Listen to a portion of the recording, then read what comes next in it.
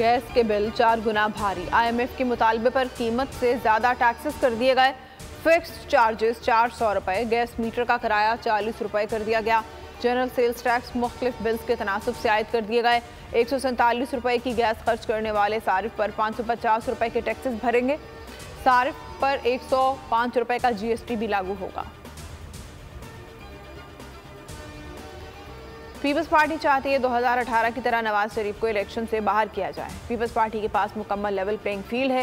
एहसन इकबाल की प्रोग्राम बस बहुत हो गया में गुफ्तगू बोले, मुल्क इंतकाम के नाम पर नहीं चलता। राना सनाउल्लाह कहते हैं हर कोई कह रहा है ये इलेक्शन नून लीग जीतेगी। इदारों पर हमलों को सियासी एहतजाज नहीं कहा जा सकता।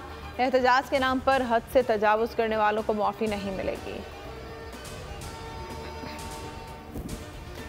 कराची में भाई को भाई से लड़ाया गया। पख्तून उम्मीदवार की मुहिम मुहादर चलाएंगे।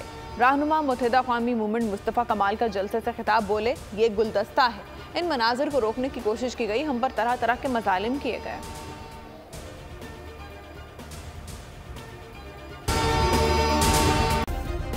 सब्सक्राइब करें और बेल दबाएं ताकि कोई खबर रह न जाए।